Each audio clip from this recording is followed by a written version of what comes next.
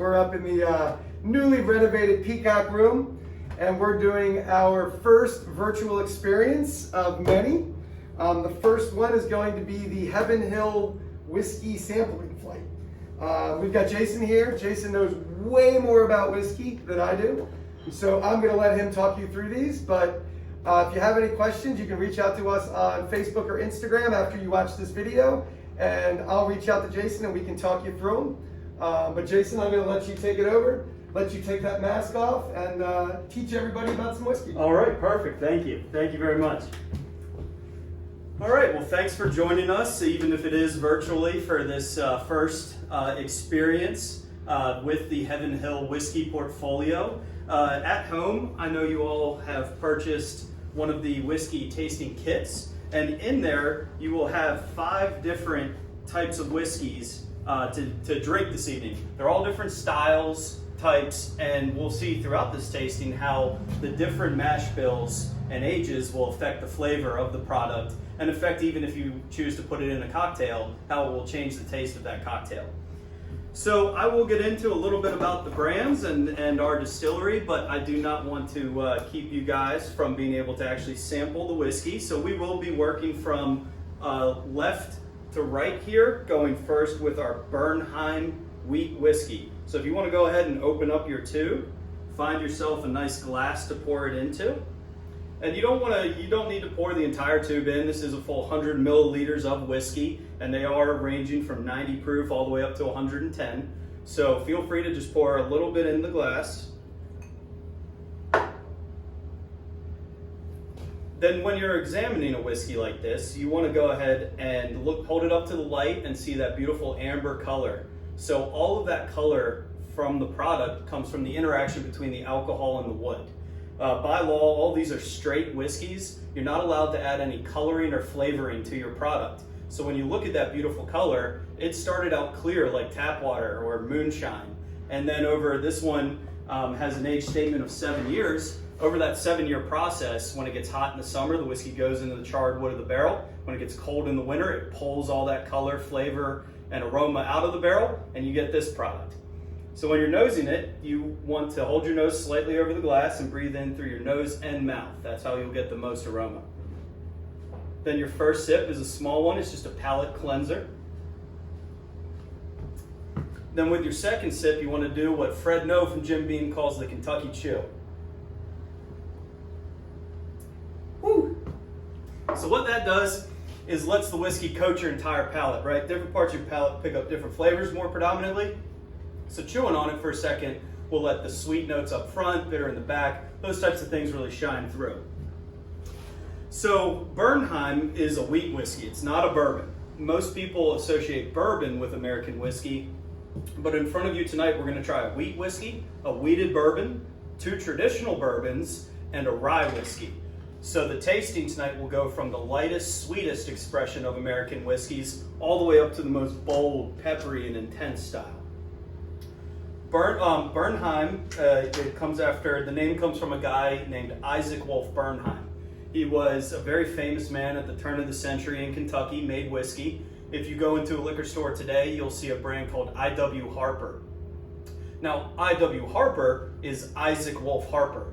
Unfortunately, back then at the turn of the century, you couldn't put a Jewish name on a bottle of whiskey and market it for sale to the public. So he changed his name for his own product from Bernheim to Harper, and that product's still available today. Now, we are the largest independently owned, family owned and operated distillery in the United States, and we are owned by a Jewish family, the Shapiras. So to honor Mr. Bernheim, we introduced a whiskey in his name because he could not. It is the #1 selling wheat whiskey in the US, which sounds pretty great, but that's such a small category of American whiskeys that we're able to be the #1. We keep an age statement on the bottle of 7 years. And our mash bill, you can find all this on the Heaven Hill website, but it's 51% corn, or 51% wheat, 37% corn, and 12% malted barley. When you're tasting it, what that should do, wheat, much like, I like to compare it to its bread equivalent. So rye bread is very bold and spicy and full flavored. Cornbread is very sweet, and wheat bread is very soft. It's a soft grain. So in your whiskey, you should pick up soft flavors like honey and vanilla, things like that. When I say soft, that doesn't mean weak. We still are at 90 proof in this whiskey, and we are 7 years old. So enjoy. The next one we're going to sample is Larceny Wheated Bourbon. So great timing for this tasting. Larceny's big brother, the Barrel Proof, was just named the #1 whiskey in the world by Whiskey Advocate magazine. So we're very excited about that. And it is a wheated bourbon. So there are a lot of very famous wheated bourbons out on the market, and these are the ones that people are actively kind of hunting for and searching for. The #1 selling wheated bourbon is Maker's Mark. So when you're drinking Larceny, it should be very comparable to Maker's. I know we have a lot of Maker's Mark drinkers out there, so consider that when we're tasting this product. But other wheated bourbons include Pappy Van Winkle, William LaRue Weller, Old Fitzgerald, all these famous brands, and wheated bourbons have really become highly sought after. So let's go ahead and examine the whiskey. So this is a 6-year-old profile on this bourbon. So 6 long years in those charred American oak barrels. This one being a bourbon whiskey has to be at least 51% corn. We use a little higher than 51%. We use 68% corn, 20% wheat, and 12% malted barley.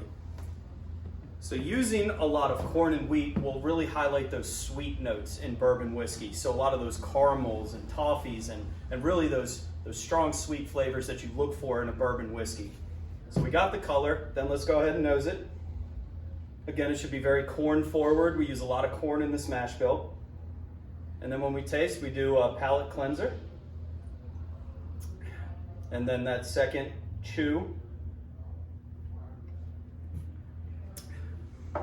And this one should just be maybe a little bit more complex than the Bernheim, with that majority of corn being in the mash bill. So we're gonna get a lot more of those bold, intense, sweet notes coming through. This one clocks in at 92 proof, so we went up from 90 proof to 92. It's also a small batch bourbon. So small batch is not something that's defined by law. It's based on what the distillery believes to be small batch. So Heaven Hill, we make 1,500 barrels of whiskey a day, every single day, 365 days a year. We just expanded, so we're now the #1 single site producer of bourbon in the world. So small batch to us means 200 barrels or less. Each barrel holds 55 gallons of whiskey. Small batch to Jim Beam, who's even bigger than us, might mean 400 barrels or less. And small batch to Mom and Pop's distillery in Kentucky might mean 2 barrels or less. What it means for you as the consumer is if we're using less barrels, we're gonna pick better barrels. The more barrels you use, the more chance you have to blend out undesirable flavors. So you know when you see that term small batch on a product, the distillery has decided that those 200 barrels they put into this were the best that they could find on the property. It's a sign of quality. Larceny has a really great backstory. It comes, if you look at the bottle right up top, we have Johnny Fitzgerald. He was a U.S. Treasury agent back at the turn of the century, Prohibition times. The legend goes he had the only key to the bourbon rick houses in Kentucky, and he'd sneak in the middle of the night and pull samples from the barrels for himself. When he found a barrel that he really liked, he would tap that barrel and pour it into some jugs, take it home to share with friends and family. When they weighed all these barrels at the end of Prohibition, the ones that came up light actually were called Fitzgerald barrels because they knew he had stolen from them. Now these distillers, instead of being upset that they had these light barrels, were happy because he had a really famous palate, and they said, if Mr. Fitzgerald stole from us, we must have made the best bourbon. So because he stole it, we call it Larceny bourbon. So the next one down the list, we're going from wheated bourbon to traditional bourbon, and we're going from small batch to single barrel. So this is Evan Williams single barrel. I love when people get the opportunity to taste this product for the first time because Evan Williams, we have a huge lineup of whiskeys, all the way from 2 years old and 80 proof up to an 8-year-old 86 proof single barrel. So that shows that you can take the same exact product coming off the still and do different aging, blending, and proofing techniques to really increase the quality of the product once it finds its way into the bottle. So Evan Williams traditional bourbon recipe. So again, we use 78% corn, 12% malted barley, and 10% rye. Let's go ahead and examine this whiskey. So being 8 years old, again, we should have that dark amber copper color when we nose it. So more of those peppery, spicy notes should come through because we're now using rye instead of wheat. And rye is that grain that gives those spicy, peppery notes to a whiskey. We should still get a lot of caramels and vanillas and things that come from a corn-based American whiskey. First sip is the cleanser.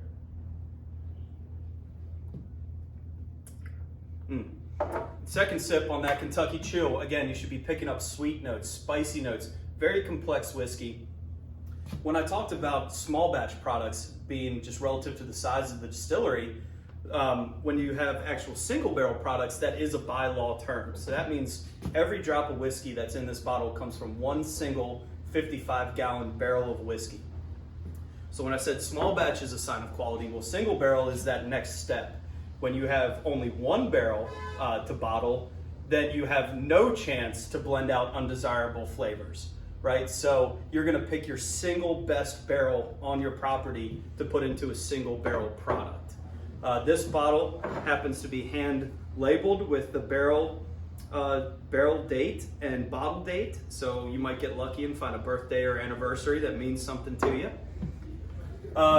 The reason we chose Evan Williams as our flagship whiskey is there's actually a man behind the name. Mr. Evan Williams was an immigrant to the U.S. and came to live in Kentucky right on the Ohio River. He's really one of the main reasons Louisville became the center of commerce for that area. He was the wharf master, he built the jail, and he built the courthouse. He also built the first commercial distillery. So before Evan Williams, a lot of people were making whiskey at home, but they were making it out of necessity, right? They were all farmers. And the tagline is, crops will rot, but whiskey will not. So if you had excess crops and you had nothing to do with it, you would distill it and turn it into whiskey because then it would last forever. People were trading it with their neighbors, all of that fun stuff. So if you ever hear of these old family recipes from the 1600s, probably not true, because they were just using whatever was available. And that's why all of our whiskeys, most of our whiskeys today are corn-based, because corn just grew very well in Kentucky. And because of that, we make corn-based whiskeys. But Evan Williams, he actually made a commercial distillery. He had an actual recipe that was consistent time and time again. And being in charge of all of the barges that went down the Ohio River, being the wharf master, he made sure that his barrels made it on the ships and his competitors didn't. So New Orleans was the #1 consuming market at that time. And he would ship it from Louisville to New Orleans and really just kind of built the industry of commercially distilled bourbons. So that's your Evan Williams. If you go to Heaven Hill, we have a great visitor center out in Bardstown, and you get to go into the rick houses. Two things you'll notice. One, you're gonna walk in and say, oh my God, it smells incredible in here. Smell all that whiskey in the air. Well, the owner of our company, Max Shapiro, will say, no, it smells terrible in here because that's all my profit evaporating through the ceiling.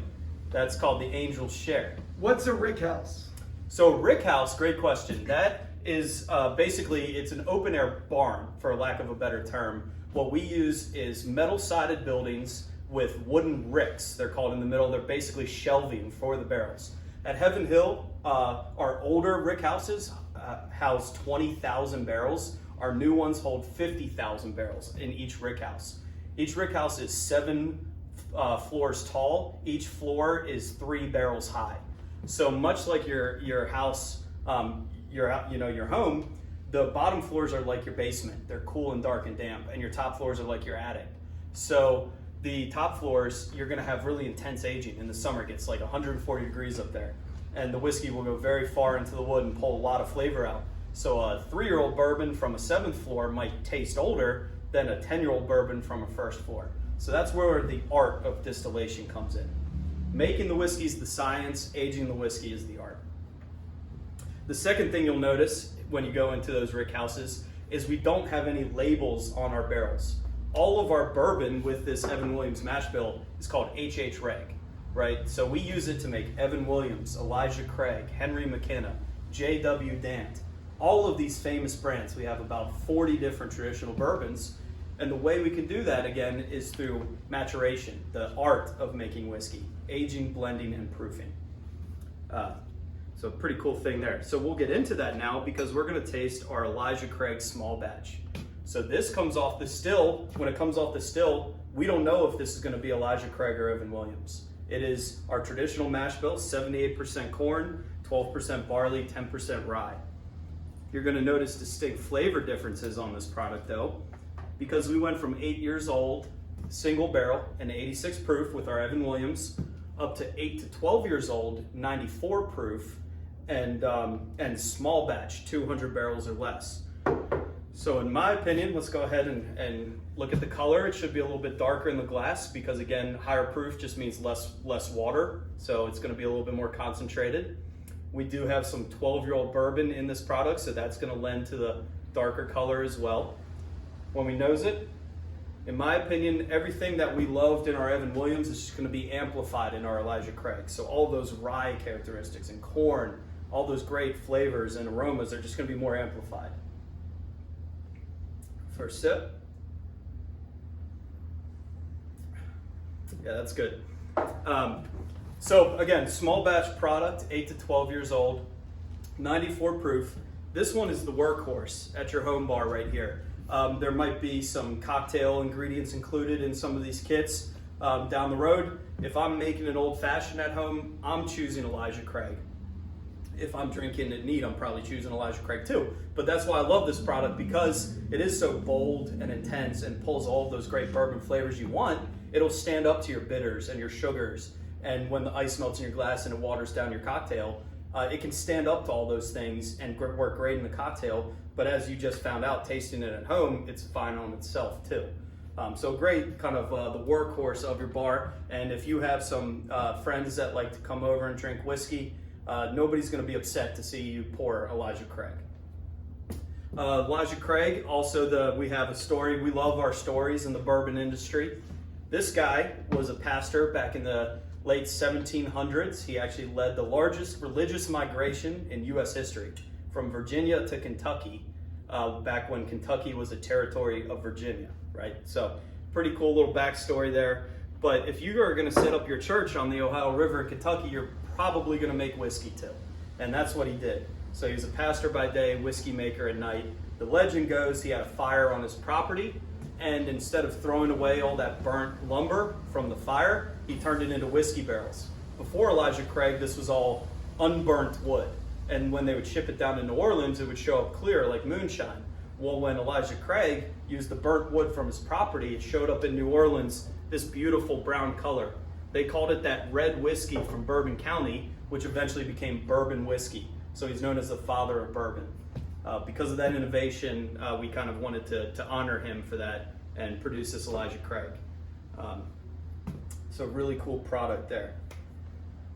All right, the last one on your list is, you might recognize the name Pikesville.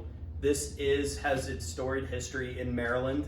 Maryland and Pennsylvania were the #1 and 2 producers of rye whiskey in the U.S. leading up to the World Wars and Prohibition.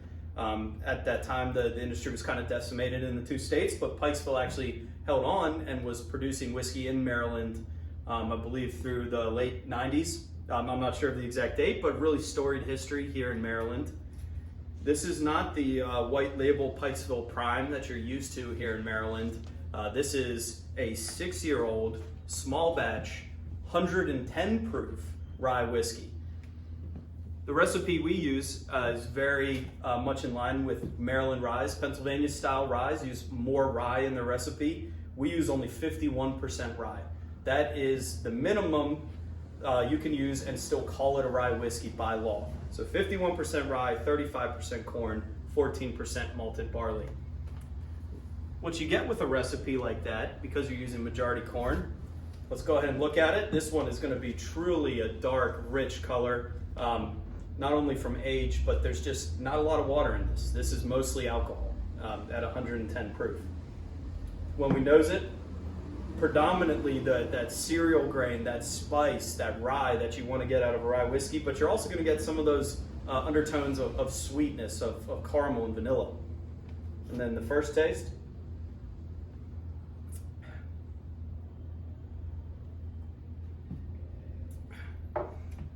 To me, this one's a little dangerous because it doesn't drink like 110 proof.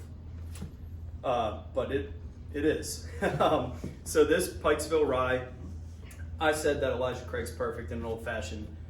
This one is great if you just want to kick up your old fashioned, right? And make it a little bit more bold and intense. But my personal favorite cocktails are more boozy and bitter, so more of like a Manhattan or Boulevardier.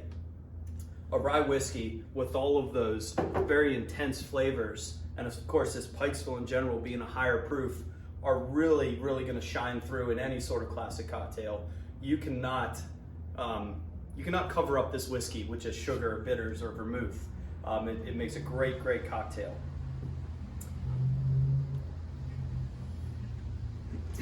So again, what we did here tonight with this tasting was we went through every style of American whiskey that's out on the market. We went from wheat whiskey to wheated bourbon to 2 traditional bourbons. We covered single barrel and small batch. We did a rye whiskey. And all of those things, you're gonna see how the different recipes or styles of whiskey, that mash bill that we use is gonna obviously affect the flavor.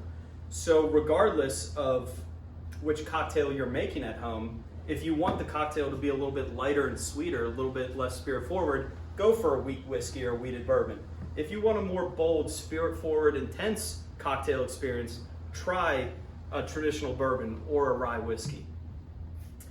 Heaven Hill, again, is the largest family-owned and operated distillery. We're family-owned, we're American-owned, and we're very proud of that. Our underground motto is longer, stronger, less expensive. So all these whiskeys you're going to see here tonight that you've tasted are a little bit higher proof than most of our competitors. They're a few dollars cheaper, but I think you can enjoy them just as much as anything else on the market. So thank you very much. I look forward to doing more of these in the future for you, and I'll see you again soon. Thank you, everybody, for experiencing that. Thank you, Jason, for teaching us things, and I appreciate that you took a sip of each one of them and didn't just talk about them, because now I trust you a lot more. I hope you enjoyed everything. I hope you are finding your favorite one. If you do find your favorite, Black Eyed Suzies does sell each one of these bottles, so if you'd like to purchase one from us, you can. I'm sure all of your liquor stores close by also sell them. So. Yeah, thank you very much, and stay tuned for the next round of virtual experiences.